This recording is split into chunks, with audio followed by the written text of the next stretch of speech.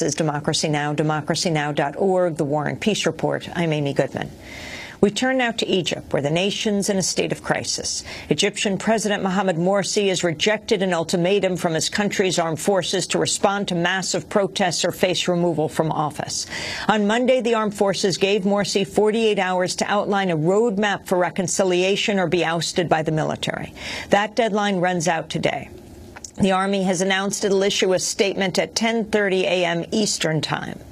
Egypt's military leaders have already issued a call to battle in a statement headlined "The Final Hours." They say they are willing to shed blood against terrorists and fools if Morsi refuses to give up his elected office. Senior leaders of the Muslim Brotherhood have described the army's threat as a coup. In a 45-minute speech broadcast last night on national television, Morsi said he would refuse to resign and declared his right to serve out his term as the first democratically elected president in Egypt's history. How can we make sure that our January 25th revolution and the achievement of its goals and protecting legitimacy is not stolen from us? The price of legitimacy is my life. My life.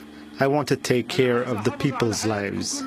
But pressure is growing on Morsi to resign or call for a referendum on early presidential elections. Several of his ministers have already resigned. Opposition leader Mohammed al-Baradei, Egypt's top Muslim cleric and Coptic pope, reportedly met with Egypt's army chief earlier today. Meanwhile, violence is escalating on the streets. The Egyptian health ministry said 16 people were killed and another 200 injured near Cairo University Tuesday when gunmen attacked a pro-Morsi rally. We're joined right now by Democracy Now! Correspondent Sharif Abdel Kouddous, who's overlooking Tahrir Square in Cairo. Sharif, can you tell us the latest? What's happening? Well, Amy, we're almost at 0 hour, what could be one of the most pivotal moments in Egypt since this revolution began. The army's deadline, as you mentioned, is due to expire just a couple of hours from the time of this broadcast. And what the army said in its original statement was that if the political forces couldn't meet what they called the people's demands, then they would issue their own roadmap. Well, as you mentioned, Mohamed Morsi, the president, last night did a very late night address, a very defiant speech where he rejected those calls. He repeatedly said he was the legitimate president. He used the word legitimacy dozens of times and warned of violence many times if his legitimacy was challenged, even going so far as to say he was willing to die to respect his legitimacy. He gave no real concrete concessions whatsoever in the speech, reiterating only a call for dialogue that has been rejected for many months now by the political opposition. So that's where it stands right now. A Facebook page affiliated with the armed forces released a statement right after in the name of the head of the armed forces, saying that they were willing to sacrifice their own blood for Egypt and its people, saying against any terrorist, radical or fool. So a lot of bluster and language from both sides that is happening right now. And as you mentioned, the army, we're all waiting for this army's decision because the deadline is set to expire. Reportedly, the army has taken control of state media, including the main flagship newspaper, Al Ahram, and on its front page, it has an outline for what it would call a roadmap, which would include an interim presidential council headed by the head of the Supreme Constitutional Court, abolishing the Constitution and appointing a panel to rewrite a new charter, and having a military leader act as interim prime minister. Subsequently, a military source this morning denied that roadmap was going to be put in place or imposed today, and said instead they were going to gather political forces, economic and social forces, leaders, to talk. That maybe what is happening right now with Mohammed al-Baradei and other people reportedly meeting with the military. It's very unclear what is happening behind the scenes. Everyone is waiting, but as you mentioned, violence is escalating on the streets. Yesterday was incredibly bloody. day. 16 people were killed. The health ministry actually updated those numbers. More than 550 people were injured. So this is a very tense moment in Egypt. As you can hear behind me, protesters are continuing to fill Tahrir. Protesters who support Morsi are filling other squares around Egypt. And so the moment is very pivotal and tense. Sharif, can you talk about how the anti-Morsi protesters, millions around the country now, not just in Cairo, how do they relate to the military? And what about the pro-Mubarak forces? Right, well, there's been this narrative that the Brotherhood and the military have been at loggerheads for decades, and in some ways that is true. Ever since Gamal Abdel Nasser took power in 1952, 2 years later, in 1954, he cracked down on the Brotherhood, jailed and killed many of their leaders and banned the party. Hosni Mubarak outlawed the party as well and cracked down on many of them.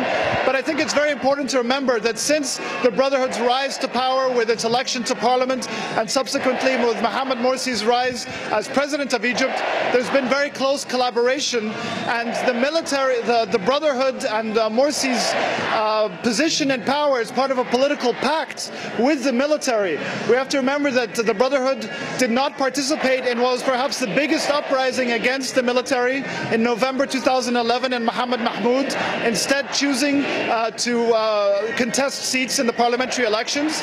They gave the military everything and more in the constitution that they forced through, which includes military trials of civilians, a dominant say over national security decisions, the control over the defense ministry, the stipulation that the defense minister has to come from the ranks of the armed forces, and no parliamentary oversight of its military budget. So it gave the military its own fiefdom to enjoy its economic privileges. Furthermore, in April, when a report by the fact-finding commission that Morsi himself appointed found that the military was responsible for the killing and torture of protesters, instead of holding them to account, he instead offered promotions to military leaders.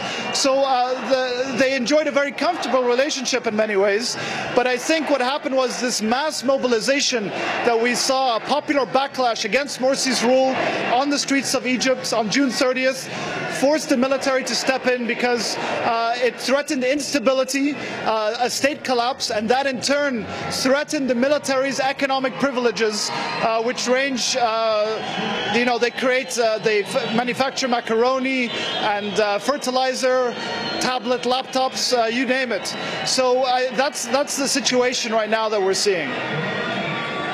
Sharif, what about the news of the foreign minister resigning? Secretary of State John Kerry spoke to the foreign minister, Mohammed Kamel Amr, who, in a sign of quickening pace of events, the New York Times writes, had already submitted his resignation to Morsi.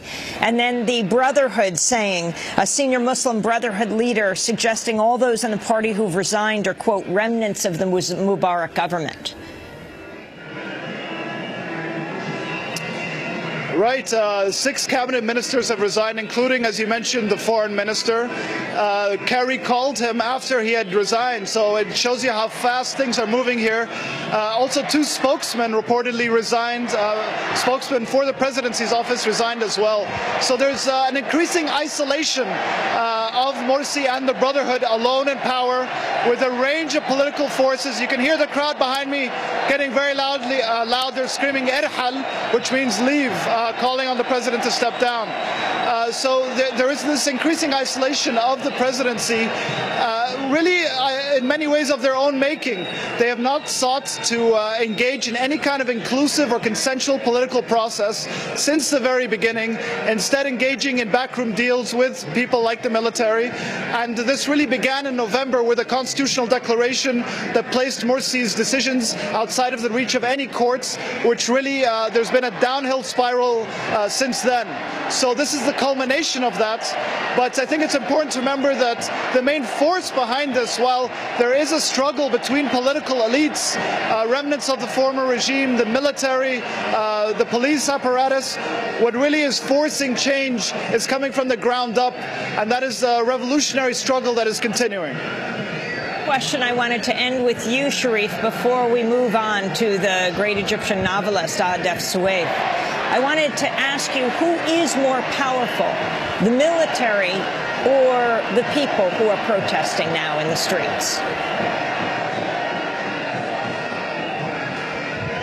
Well, Amy, if you look at the events of what's happened, it's the people who are forcing the military's hands. It's always been, since the beginning of the revolution, mass mobilizations and popular forces that have really guided what's happened here. I think we have to divide what's happening, the struggles that are happening, and Jack Schenker very eloquently outlined this in The Guardian, saying that there's a political factions that are fighting amongst themselves, and that's where you're seeing this struggle between the army, the Brotherhood, who has become a powerful political faction, and elements of the former regime, and they're jockeying for power in the midst of this popular backlash.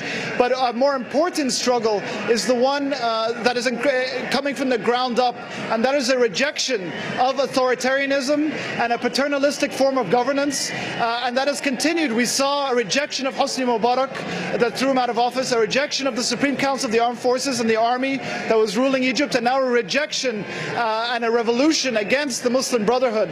And they're revolting against these authoritarian elements that deny them political and economic agency.